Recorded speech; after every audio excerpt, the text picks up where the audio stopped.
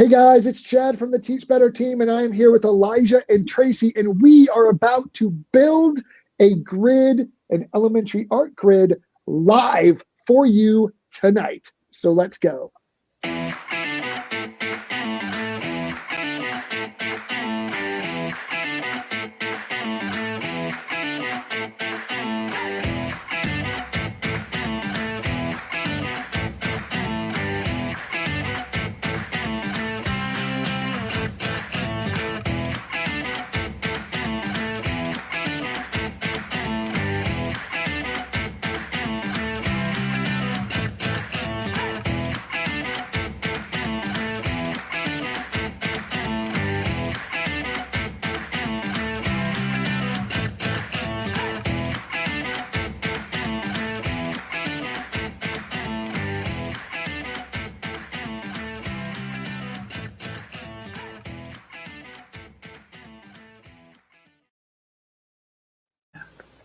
Hey, and welcome everyone to our Building a Grid live series. I'm excited to be here. We have Elijah Carbajal and Tracy Taylor here tonight.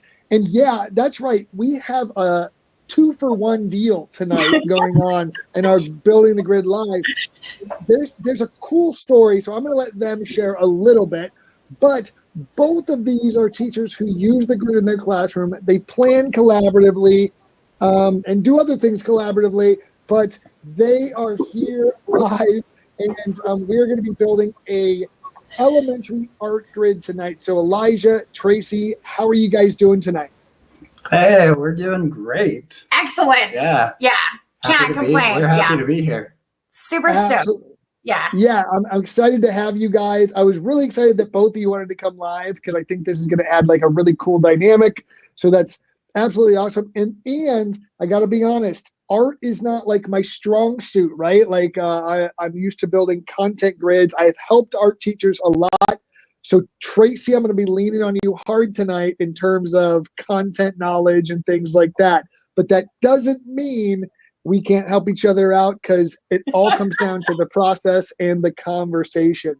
So before we He's the same way. He's the same way. Never taken an art class. So he's my grid guru. Perfect. And like grid guru, I can handle the art stuff if you guys can get through the This is going to be great. This is going to be fantastic. So before we get into the grid stuff, I'd love if each of you would just give me a quick introduction to yourselves, maybe what you teach, and then your experience sort of with the grid so far. And you guys do some really cool creative stuff with your implementation. I've seen it in the Facebook group, and I've seen some other things. So I'd love to.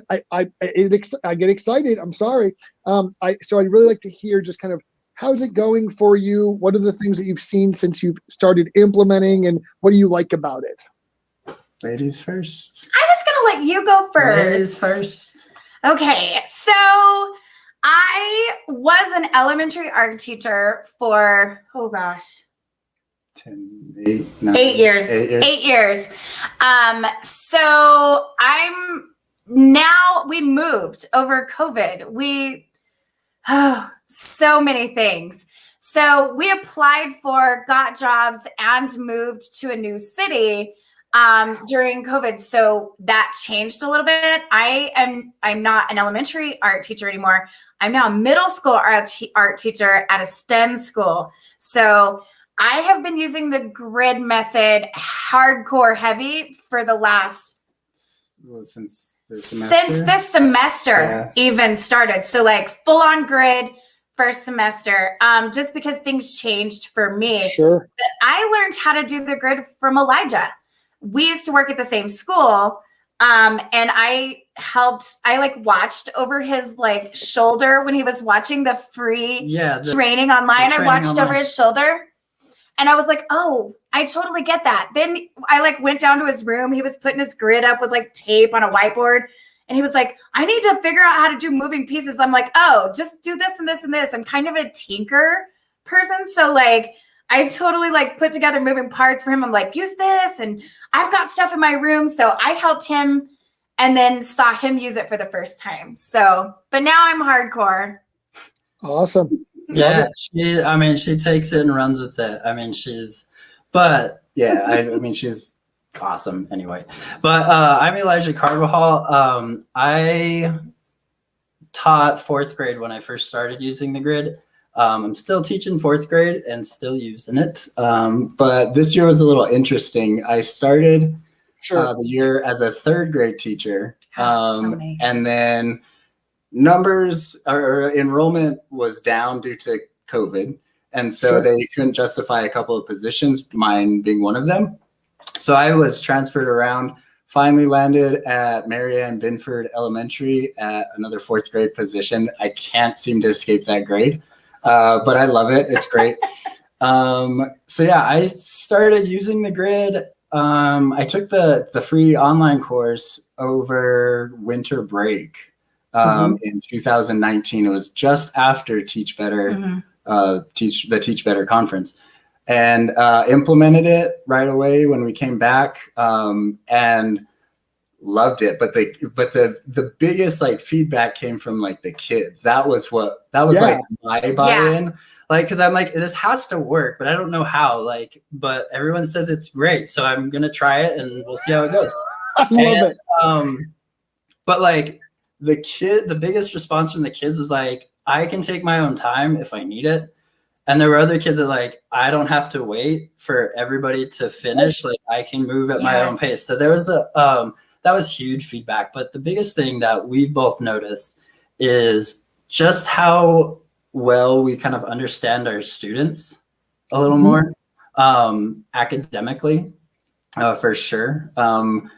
My assistant principal watched it, and that was a big thing that she was like impressed with, was like, where all of your kids are at. Like you can jump from breakout to breakout and like not miss a beat. Like you can pick up with that kid right where they're at. And I was like, that's what I love about the grid. That's what I love. So You're having with some my connectivity issues. Hold on real quick.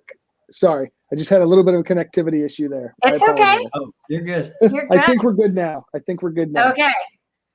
Don't run away. This isn't even the deep scary part. It's okay.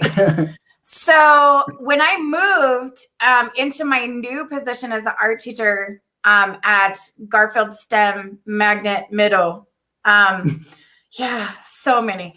So they have an engineering program called Engineering the Future. And so it has a very specific design process. And so that design process fits perfectly into the grid for me. And so over my principal walking in, because we were virtual, like coming in and hanging out in my class. Zooming in he would sit, and then he looked at my lesson planning one day in my curriculum maps, and he was like, I've never seen anything this sophisticated before. So the grid method is making me look very sophisticated. Not a word that's ever been used to describe me. That is absolutely fantastic. It was awesome meeting you guys at Teach Better 19. And I'm super stoked to kind of dig into this grid. I think a lot of people think that the grid's just for kind of core subject areas. I think that happens a lot. And I can tell you from my own experience, I've seen it do amazing things in, art classes, PE classes, band and choir classes, and just everything in between. So I'm really excited to have you guys here. However, we are going to have to break down some caveats of the different subject matters, because when we get into exploratories like art, they do tend to become their own sort of beasts, so to speak, right? They have their own caveats. So Tracy, I'm going to lean on you for kind of walking us through some of those things. Now, before we start this process, is there anything you want to kind of introduce about the grid that we're going to be looking at tonight before I kind of put it on the screen for everybody? Absolutely. So when I looked at what even topic or subject for us to build on, I wanted something that we all kind of knew, right? Sure. I wanted it to be something that was kind of finite and universal, something that was easily understood. So I picked, and the art teachers that are watching are all going to go, oh, really? But when you think about it, it's the easiest way, and it's color theory. Every go. art teacher, like you either love color theory or you hate it or you're over Sure. it. It's boring. But like looking at color theory, because like honestly, we could have done landscape painting, but the way that I teach landscape painting may not be the way that somebody else teaches landscape painting. That's a great So point. it becomes very, very personal. I like the quote from Georgia O'Keeffe, who said, "Nobody could tell me how to paint a sunset. They could tell me how they painted sunsets." So this is the one topic where it's kind of like everybody has the same stuff. We use Sure. the same information. Yeah. And it's the same for kindergarten, Yeah. 4th grade, 5th grade, middle school, high school, higher ed. You know, it's going to be the same. I now teach 6th, 7th, and 8th. I used 5th grade standards. So we can, you know, and if anybody has questions about how to make that work for kinder, I love my kinder first teachers. I'm a former 1st grade teacher. So yay, I will help. Absolutely. So we're going to be talking about sort of color usage in Color art. theory. Color theory. Yep. See, I'm getting corrected already. This is going to be It's awesome. okay. You're doing And good. I'm going to mess up so many times tonight. It's okay. talking about art. This is how we learn. I want to be part of Tracy's class already. Like, You can, I just wanna well, be- when we're done with this, now you have a grid. Just follow her grid. there you go. I'm gonna be taking it with you. I've never taken an art class, so I'm right beside you. That is awesome. So And if you guys want to sit in on my class, please let me know. I will send you a link. absolutely. So let's take a look at these standards. Before we start, if you've watched us build a grid before, it really doesn't matter to me what subject we're talking about, because the process is going to follow these same steps every single time. It's going to focus on this backwards design. We're going to start by looking at the standards and where we have to go so we can build the pathway to get our students there. And we're going to be talking about some DOK levels of these standards. Now, Tracy, I'm going to have you walk us through how color applies to some of these standards, because we talked a little bit before this. However, I want you to talk also a little bit about the generality or the broadness of some of these standards, and then how they're being utilized to create the grid. So looking at some of these standards, would you like me to focus on the anchor standards or the blue ones at the bottom? Like which area do you think we should focus on? So I think it's good kind of right there, just kind of in Okay, that perfect. chunk. And we'll kind of break it down for people. So this comes out of the National Core Art Standards. So most art teachers have very few textbooks, if any. I taught 8 years without a textbook. This becomes our holy text, if you will. Now, our national core standards are kind of the big umbrella. It's a lot of our design process. It's a lot of process, not necessarily content. So a lot of your art teachers will have additional state content standards that tell you kids need to use, they need to learn line, shape, color, the elements and principles of design. They need to learn how to use, technology, or they need to go through certain things. So your content standards for the state is going to tell you kind of what content meaty things. So I chose, and New Mexico's state standards are really weird. For some reason, we took the national core standards, changed a few things, and adopted them. So now we have design process. It's super vague. So all of us use the old ones that have the actual content in them. Sorry, shout out to New Mexico. I love you guys. You're killing me, Smalls. Color is one of the 14 things that we teach. That's the main core content of art. And there will be people who are like, oh no, it's like this, but no, really. Like there's 7 pieces, 7 ways to put them together. That's how you make a piece of art. So color is one of those 7 pieces, and we're going to learn all about that piece, and then we're going to learn how to put it together. So I think you're hitting on a really important point here. So because I'm looking at these standards and I'm going, I don't really see a whole lot about color specifically in the language. So for anyone watching right now, and this is the conversation Tracy and I had kind of before this, was when we're having them, if we look at the combine ideas to generate innovative ideas for art making, they're going to be combining ideas about color in art making, right? And they're going to be identifying and demonstrating diverse methods of artistic investigation within the spectrum of color in their art piece. So as Tracy's articulating, these are very general standards because, as you articulated very well, there are not a ton of standards in terms of the scope that you have to cover. So we need to kind of hone in on aspects and avenues within the standards that you are currently working in. So real quick, because these are so general, I'm going to focus on the blue wording because I think it's kind of more cohesive. Is that okay? Yeah. So the anchor standard itself is just really vague. That's the red. And then during instruction, we have these essential questions and enduring understandings. It took me forever to figure out like these essential questions. And I don't know if it was you or another teacher I told. I walked into the room and went, I'm such an idiot. I was so on fire, had to be in my bonnet about these essential questions. I'm asking all these questions, but nobody's ever told me the answer to them.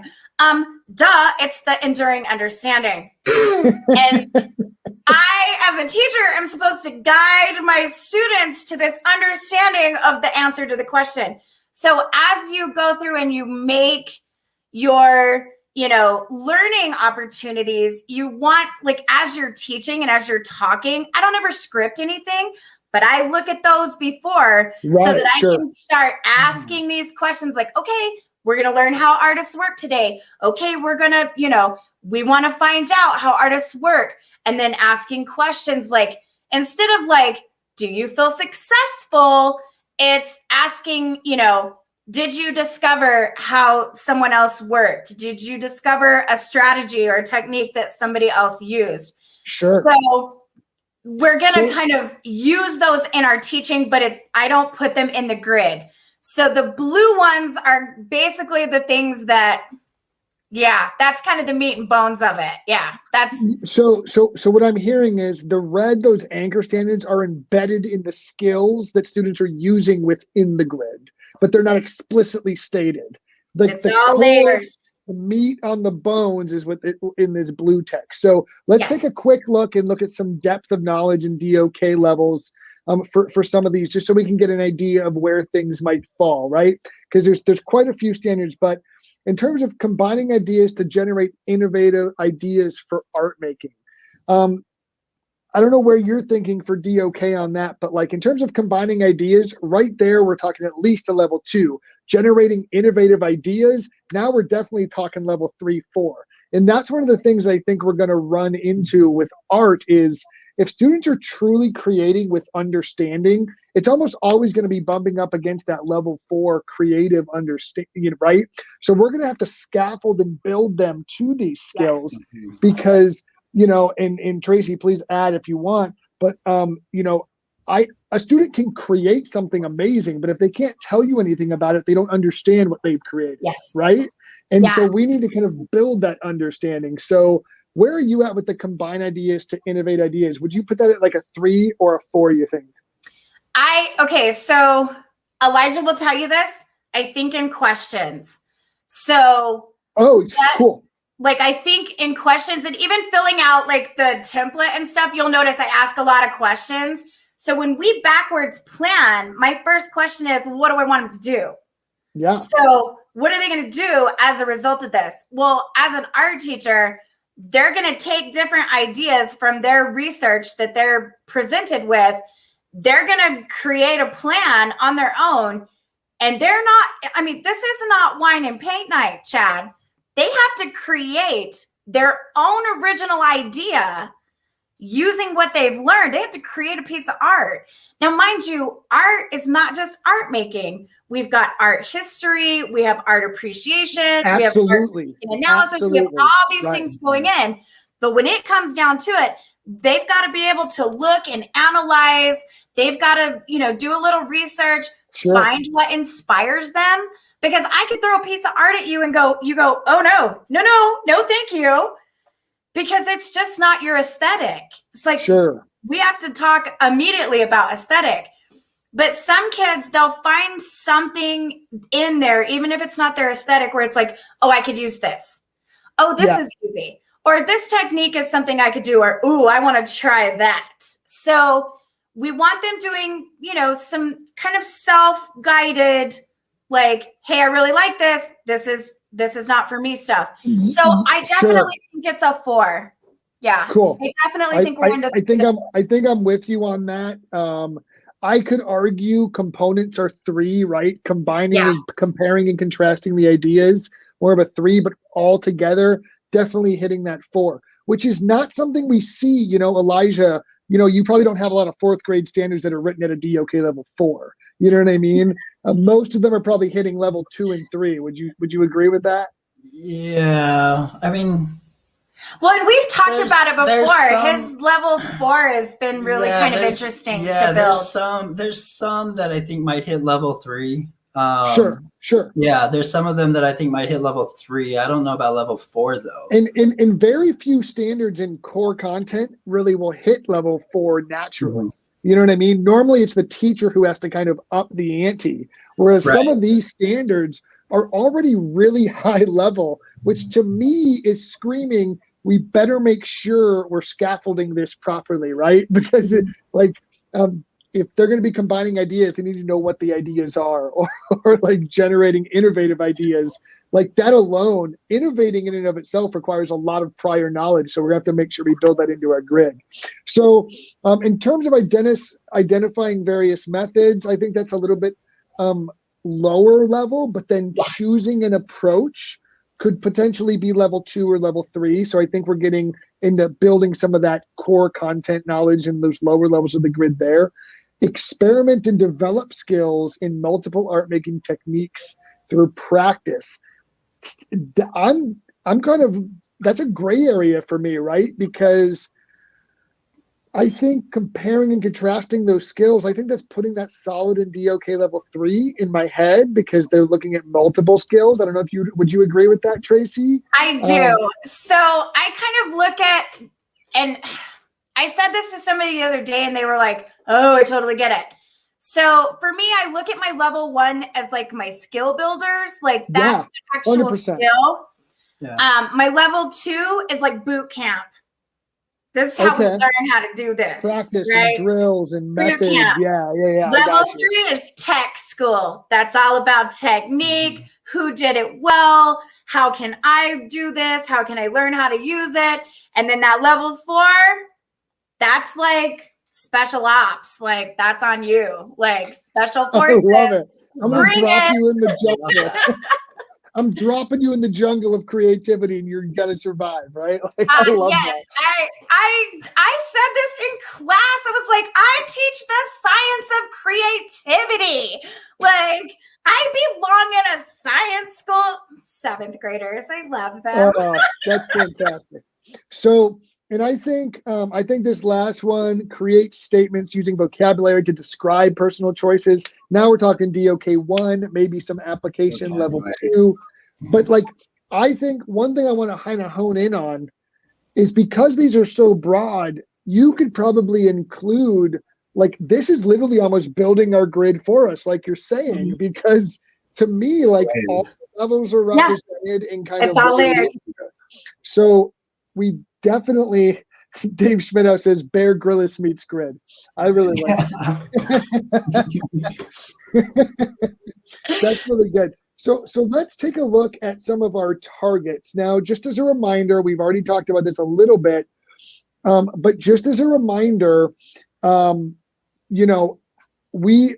done in some of our other standards, we are talking about color in the context of the standards that we just discussed. So even though the standards didn't explicitly say use color to do X, Y, Z, we are now focused on the topic of color. Am I missing anything, Tracy, or did I do an okay job explaining? No. Color is just like saying addition, right? Yeah, it's like teaching addition, right? And so there's all these different strategies on how to teach addition. So, we're just give me your math Yeah.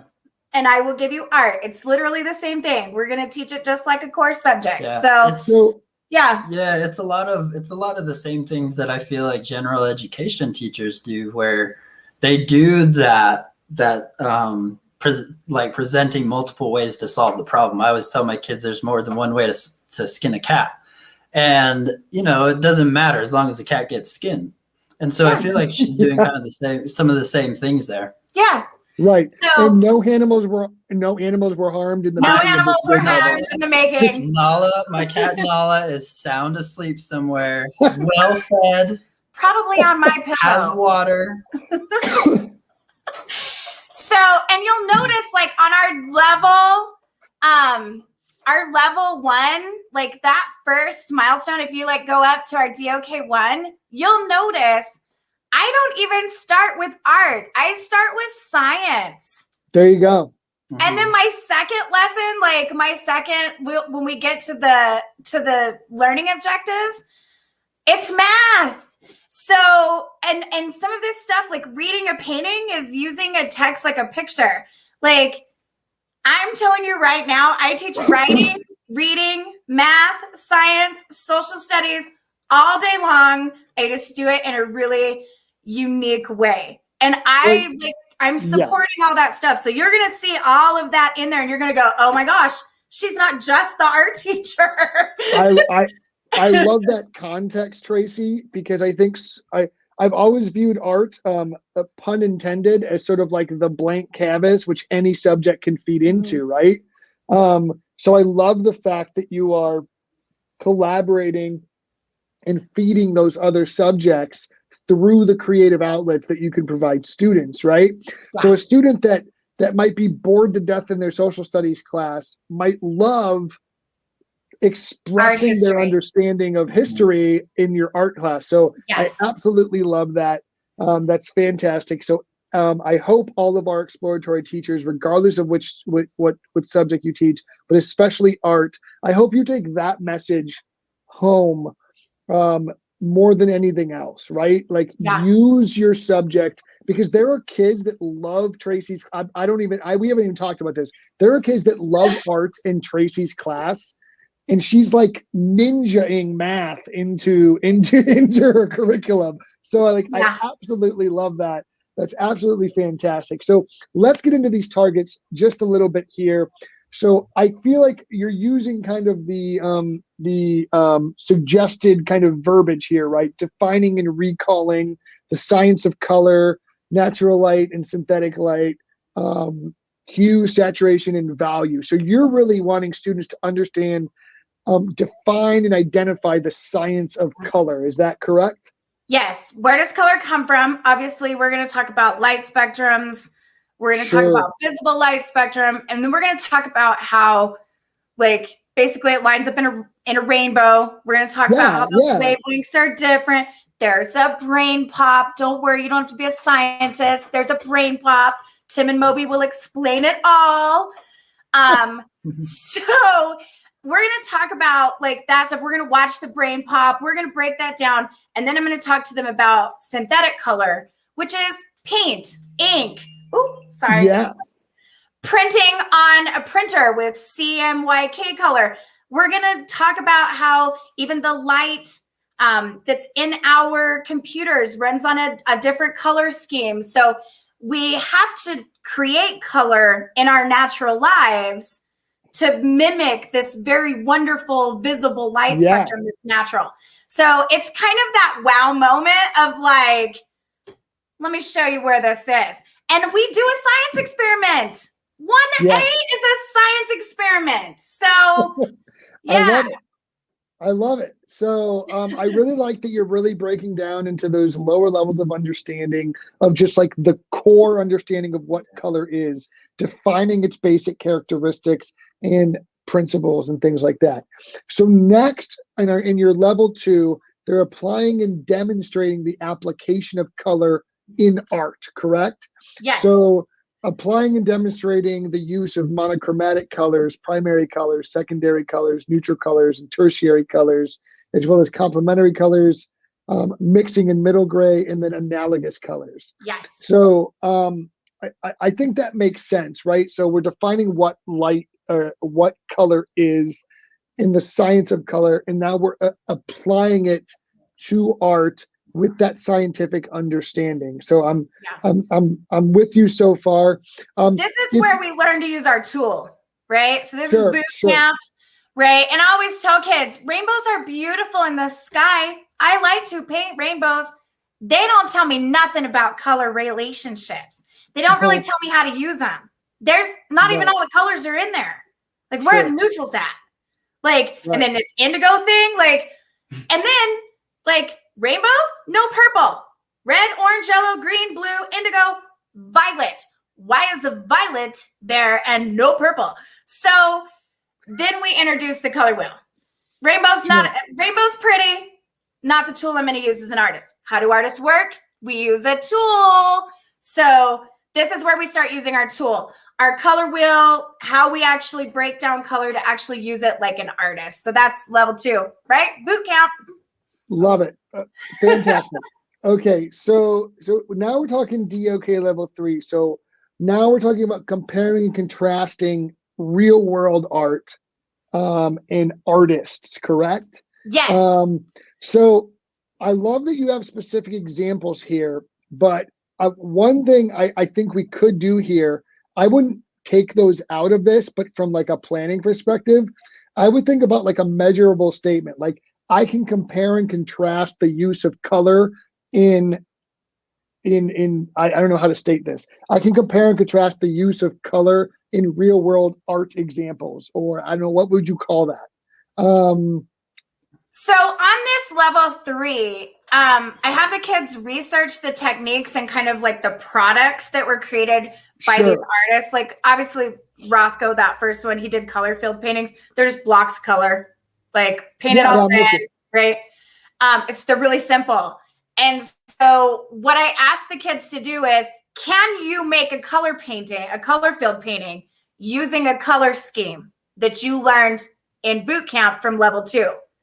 So you learned color relationships, you learned color schemes in level 2. Now can you apply it? Can you make a color field painting? Don't copy a Rothko, because that's unethical. We don't, we teach this whole ethical consideration, no copying. So can you create one like it? What tool are you going to use? Like, all of that stuff. So are they comparing their own art? They're comparing their own art to I like it. to a famous artist using the same kind of product. Nice. Yeah. Very cool.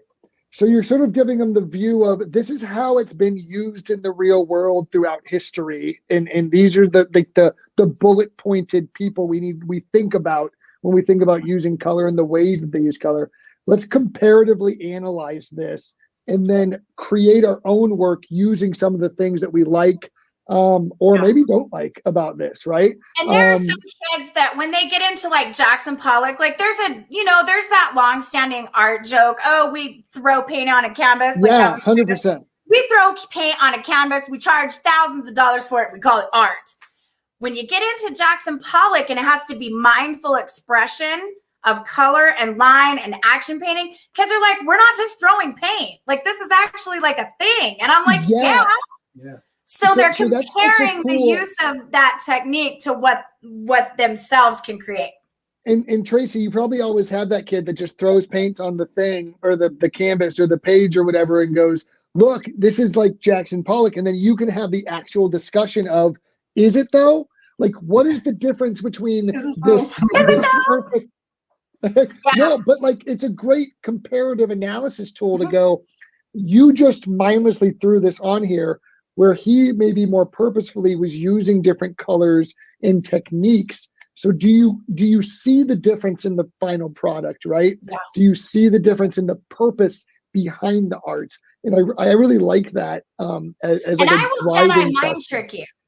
I will Jedi mind trick you. I got some kids that'll scribble on a piece of paper and turn it in like, look, I'm done. And I'm like, oh, it's like Jackson Pollock. Okay, what does your artist statement say? I cannot wait need to read your artist statement on how you mindfully put this all together. I might need to do some improving, Miss T. 100.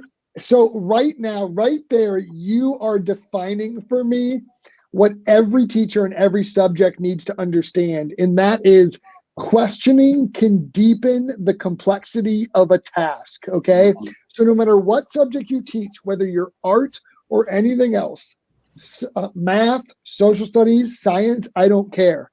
The questions you ask a student can increase the depth of the task that they're doing, because them just throwing some stuff on a page could be, for all intents and purposes, DOK1, because they're not thinking about it. They're just going, here it is. Them understanding and being able to defend that work in their creativity, using the proper vocabulary and applying the concepts that they've learned is what drives that DOK level up for the task. So I absolutely love this discussion. I'm nerding out all over the place right now. Well, and it could be too that kid that throws paint could be in a different process. They could be taking a risk in a process. If you have a student with autism who won't get their hands dirty, where everything has to be clean, they won't touch the paper, for them to throw paint and make a mess and have it be messy, that's a win. That's 100%. That's stretching. Yeah. Oh, we celebrate that. There are cupcakes for that. There you go. So now we're getting into the creative process in this DOK level 4. I just wanted to kind of clarify the kind of things we're talking about here. So to kind of finite and discuss some of the target there, but creating a color palette, creating tints and tones, designing a piece of abstract art and use the color palette created. So one thing I like about this is I feel like you're kind of building that arsenal for the student, right? So like they're creating their own color palette, and then you're going, but you're not done yet. I can like almost hear you in your classroom. That's a great color palette. Now prove that you can use it on this art that you're about to create, right? So that is absolutely Who's going to buy a color palette? They give those away for free at Home Depot. Who's going to buy those? Yeah, absolutely. That is awesome. And then level 5, let's talk about this for a minute, because I really like this. Once again, there's no DOK level 5. It's a DOK level 4 type of process. But level 5 is that independent exploration, that kind of above and beyond. Every student might not get here, but if they do, I think they're going to find this really valuable. Can you talk about this level 5 for just a minute? So this level 5 is really more like design thinking. So when we encourage a kid to make a piece of art, like obviously color, it lends itself to painting. We're looking at painters, but that can be taken a next step. Abstract is not just painting. There's abstract sculpture. Can you use an abstract painting for a background for a visual journal? We've been working heavily with visual journaling here since COVID. Like that was such an easy transition into like, okay, we're going to do visual journaling. But can you take what you've drawn or painted and expand it? Can it go into the 3D world? Does it connect to something else? Can you use what you've learned in another place? Can you use it in printmaking? Can you use it in, Procreate? Can you use it here? Can you use it there? What does it look like? Some kids draw a great picture of an animal, but they want to turn that thing into a sculpture. So can you expand into the next level? And not all of the kids are going to want to. Some of the kids are like me. They have the heart of a painter. I just want to paint. Miss T, I just want to paint. But you have kids that they have the heart of a ceramicist, and they're like, can we do clay? Like, can you expand that into something that I can cook in a kiln? Yeah.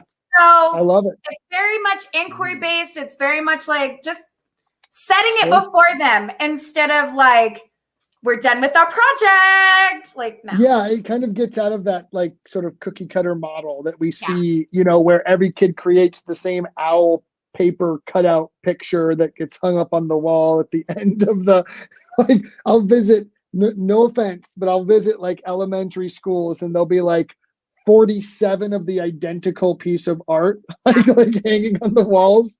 Mhm. It always like kind of Well, It's not wine and paint night. It's not wine and paint She's night. She's never taught that way. I've never taught that way. It's always But yeah, and I taught think as a subject. Yeah. I don't think pigeonholing our students is like that way makes any sense, right? Mhm. Like that's DOK1 all day for me. Yeah. You're literally just following instructions. You don't have to know anything about what you're doing to make that owl because you're literally just following instructions. Mhm. You're not Okay, doing so anything else, right? Here's Master Chief, right? Here's SEAL School. I'm going to drop a little grenade on my art teachers. Do you show them an example first? Or are you working on your example right alongside of them? Because I start with a blank piece of paper right next to my kids. Oh, every that's cool. Single class. Yeah, that's really neat. No pre-made examples. I had a fantastic teacher. I had a fantastic art teacher in high school who would do that. And it wasn't quite like every class didn't have their own painting, but like he would be completing his piece of art for the same procedure as we were doing. And so it was like neat because you could see him mess up and start over or make a mistake and it was okay. And there was something about that, like as learning the process that was so powerful for me where I was like, oh, like it's okay that he started with this idea and ended up all the way over here. Like that's amazing to me. Like it doesn't have to be this linear progression. So like that's so cool. My state standards actually have that students need to see artists working. Yeah, that's so cool. I'm an artist working in education. Let them see me. Also, too, obviously we come home to a cat, and each other. So that's fine. But some of our teachers have little kids, they have soccer games, sure. You have stuff. So you can't carve out an hour of time. That's what my phone was doing when the alarm went off. That's my alarm of it's time to go paint. And I get studio time and he gets studio time. But not everybody has that luxury. But if you're working right alongside your kids, taking risks, trying new things, I have 6 classes. I used to have 18 classes. Now I have 6 classes. I have 6 things that I can work on, during that time. So it helps me get my own personal art wheels going too. I'm an artist working in that studio just like my kids are. That's so cool. I love that idea. Just conceptually, that's really, really cool. So let's get to our really quick. We're actually we've had so many great conversations that we're running out of time. So I'm going to go a little quicker through it. No, it's for the best reason possible. But we're going to start throwing some stuff into this grid, but I want to talk real quick about some of your questions just so we can kind of have some guidance moving into our shoving stuff into the grid, if that makes sense. So, so for level 1, we're going to be focusing on what is color, where does it come from, where can we find in our world synthetic man-made version, what tools do artists use for color? I think those are all really well-crafted DOK level 1 kind of question. What artwork uses color as the main element, really definitive sort of questioning, just really making sure they have that foundation. Then we're going to move into level 2, which is how can I use this tool to create artwork? How can I use this color tool to create abstract forms, works for art? So really thinking of how can these things be applied in artwork? I think that fits with DOK level 2. And then comparison, like what artists created abstract art and color, can learn some different techniques and get some inspiration from my work. So we kind of talked through this a bit more when we talked through the target. So I'm with you on some of that. And then this level 4, I really like. It's how can I take the traditional color scheme and alter them? How can I choose and make decisions about my creativity? How can I use my own color palette to create? Once again, this is level 4. They need to be creating new ideas on level 4 of your grid, right? It is maybe, what do you call it? Like SEAL Team 6, okay? We're dropping. That's Special Forces. That's Special Forces. Special Forces. Yeah. I love it. I'm going to use that forever now. Level 5 is SEAL School. Yeah, there you level go. 5 Team is 6. SEAL Team 6 is that level 5. See, that's And like, then at level 5. and not even expanding SEAL that Team design. 6, because you know, like Demi Moore, what was that one? Like G.I. Jane. G.I. Jane. I love level 5, G.I. Jane. Yeah. There you Oh, go. right. So Tracy, do you have this document open? We did. So what I'd really like to do is just talk through some of the things you're going to put in each of these levels. And as we've done, I'm not going to have us paste the targets because we're kind of running out short on time because we That's just okay. talked about them too. But I want to talk about like, what are the types of activities? Now, what is your normal process for when you're starting to work on a grid? Because we've done this a few times now. Everyone has a different kind of methodology when they're planning out their grids. Some people are like every square has to be perfect until they move to the next one, and some people just start sporadically putting their ideas on the page. Which way do you kind of lean in terms of when you're making a grid? I usually start with my level 4s. Oh, cool. Because our school is project-based learning school Yeah, and 100%. engineering the future school. So I'm using that engineering, the future design The process. backwards design, yeah. And it's super easy to start with this, like, okay, what's the big project-based learning thing? And I'll be perfectly honest, I built a grid the other day that has 4 of those in between. Nice. Like after level 1, there's a big design project. After level 2, there's a big design project. So sometimes I will put them in different places just to get some very specific steps in. Or almost as like a mastery assessment of what they just learned, right? Yeah. So my mastery assessments are sometimes full project-based learning inquiry things. Sure. I like it. So with this one, I started at the top. I obviously want them creating their own piece of abstract art, whatever that looks like, line, shape, color. They also, on this one, I wanted them to be able to create their own color palettes. I teach color theory the first thing every year because that whole use a color scheme, use a color relationship, what color relationship are you going to use? That's in every single project for the rest of the semester, rest of the year. Like that is a standard thing. They use it every time. So you see me typing in here. Does that, like, in terms of placeholders, that's kind of what we're thinking? So yes, creating a color palette and creating your own piece of art. Yep, perfect. Sweet. Do we need any extra squares or are we good with that level? No, we're good. Yeah. Okay, so one thing I'm showing everybody who's scared to make a grid is it doesn't have to be scary. I literally just typed a couple words. And like now, it's not done. Tracy's going to go back in here and like add a bunch of stuff that we're not adding right now. Yeah. But in terms of these first steps, one thing I've been articulating as we go through the creation process, and Elijah, let me know if you're kind of in the same boat here, is this can be a really scary task when you're starting to make a grid because you're staring at all these empty boxes and you're just like, oh my gosh, where do I begin? This is so much work. But one of the things I've been advocating for a lot of teachers is start throwing your ideas in where you know they fit. Like if you know you have that brain pop activity for level 1, shove it in there. If you know you're going to have that inquiry idea for that level 1A, which you already talked about, put the title in so you have like that as a placeholder. And then as we go through it, we go, where are the gaps that we need to fill? And then once you kind of have filled out the meat of your grid, then you go back and go, okay, what do they need for 1A? How am I assessing 1A? And then you kind of go through it methodically then. But would you agree that that's like, is that kind of how you do it, Elijah? I just like for people to hear that process. To some extent, I do think kind of like linear, like I have to, you're one of those like box 1 has to be done before I start working to a certain point. What I did recently was I looked through like, okay, these are the standards that I'm going to be, teaching.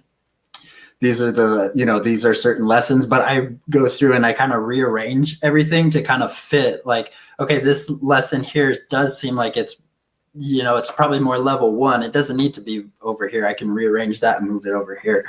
So I do move things around. And then there are those things, like you said, hey, there's a cool brain pop video that will work for, level 2, on this day. Right. Like that. Yeah. So, Tracy, let's go down to our level 3. What kind of stuff do we want to? What kind of ideas? After I figure out like what that big project looks like, Yeah. then I start asking myself, who are my Hall of Fame heroes on both sides, past and current. So for my past people, you're going to see people like Rothko, like for abstract, it's Rothko, Jackson Pollock, Pete Mondrian, and Vasya Kandinsky. So those are my like Hall of Fame heroes. For my target 5, that's where we start throwing some other people in that are maybe more contemporary. We have some Asian artists that, you know, we can look at. We have some very strong Black artists that we can look at. In this one for abstract art, I throw my own name in there because guess what? I'm an abstract artist. So I have kids go on my website and be like, okay, I love it. Here you go. That's one of hers, mine by right the way. there. That's one of my That's paintings a Tracy behind us. Taylor original right there. It is for There you sale, go. by the way. Shameless plug. Grid and art by Art Now tonight. Just saying. There you go. So- If anyone is interested, her contact information will be in the comments. So level 3 is all about who are my Hall of Fame people, and I really start looking at artists. Obviously, we want a diverse group. This one has a lot of like, you know, a lot of dudes in there. But a lot of my other level 3s are women, women of color, people of color, from other places, people who are working now, people that I might actually know who can come and visit class and be like, hey, come do a guest. And there's a good representation Yeah. of different cultures in in the artists that you pick. I have really worked hard on doing that. I've really worked hard on being like super And now we're getting into sort of culturally responsive pedagogy and things like that, right? So ethical consideration. because let's be honest, right? If you look at the history of famous artists, there are good examples, but in all areas there may be some, like a large representation might be male white guys, right? And so now you're going, museums now are starting to really take a critical look I at their 100% curation. agree. But being able to show your students a vision of a current successful practitioner who might look like them or, you know, dress like all of that, right? Like that's just making it real. So let me know if I'm off base. I just threw some really generic ideas in. Yeah. So the first one was sort of like, this is super easy. Like they're going to look at some research and like, hello, I don't teach all of that in a small group talking all day. I pre-record things. I record lessons. I put things together. I talk into my computer I talk to my refrigerator. Like, obviously it doesn't sound like whatever. I also learned how to make my own educational videos because guess what? Elementary art videos are hard to find that don't have nudes in them. Like they might be talking about the Golden Ratio. It's all like tacos and burritos all up in my video. Like they're just little kids. Get that stuff out of there. They're not ready for that. They don't understand it.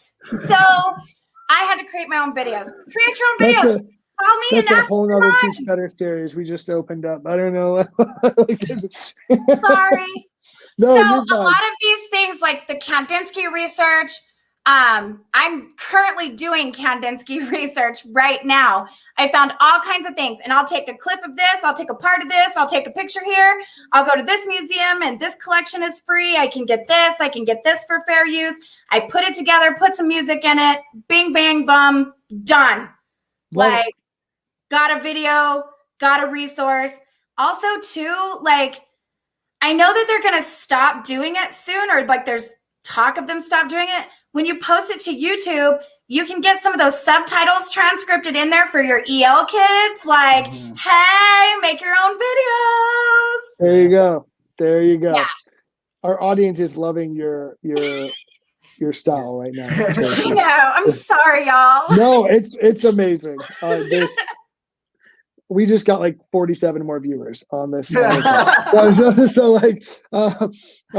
let's talk about. I feel pretty good. I feel pretty good about level 3.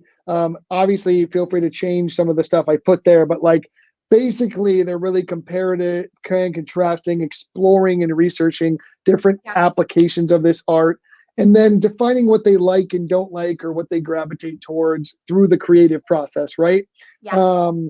Perfect. I love it. So level 2, because we literally only have 5 minutes, so I'm just trying to kind of I want to give them a Level map 2. of like what an art grid can be by the end of this, right? Level 2 is where they explore. This is your sketchbook work. So, or you can just give them a blank piece of paper. You can put this in stations, right? So go create stuff with primary color schemes, right? And use oil pastels. Okay, next station, you're going to use secondary colors with watercolor pencils. Yeah. Next station, you're going to make a monochromatic, which is all one color, right? Tints and shades. Look at the little thing that tells you how to tint and shade. You're actually going to mix some. You're going to do some mixing. Do some little pictures. I've had little kids do mini masterpieces. I've had my older kids just do stuff in their sketchbook, like value scales. Like that can be as much or as little as you want. Run it in a station. Nice. Run it in a I like station. it. And that's where they get to explore 2 different media, because not everybody's a painter.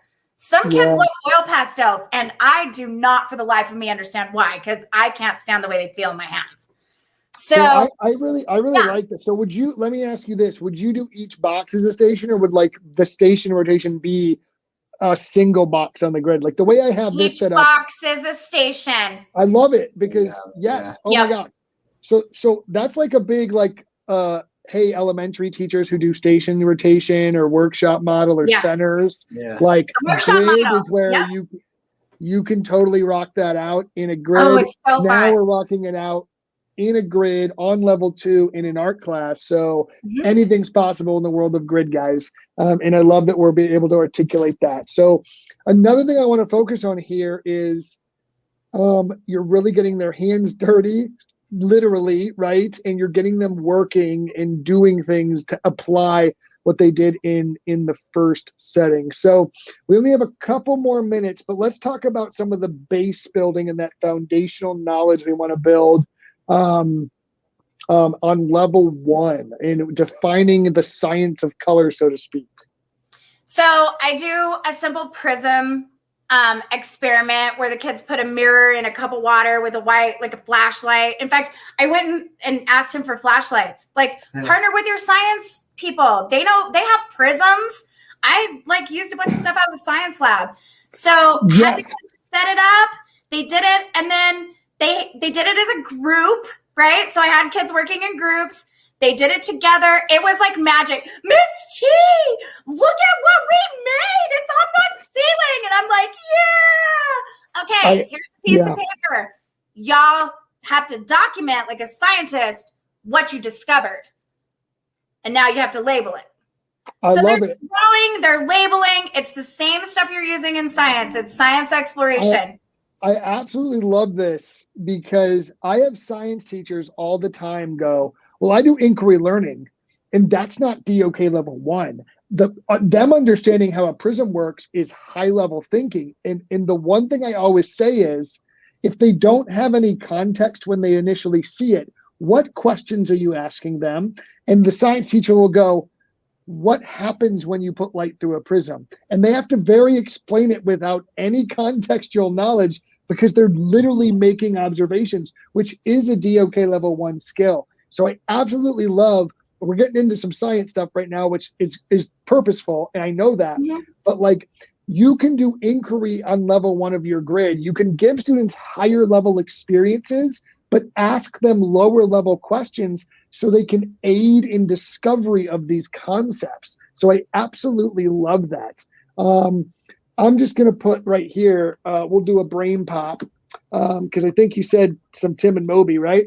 Yeah, Tim and Moby's in there. And then we talk about the color wheel, and it's basically like, it's breaking it down, what the tool is, how to use it. And then we do like, I have like an interactive sketchbook, an interactive notebook, and I can hear the eye rolls now. Like, oh, I hate those things. I'm sorry, please use them. I have kids that can't cut. So I have things that have to be cut and like folded and put in their sketchbooks because they become interactive. So it's just about all of those like parts and pieces.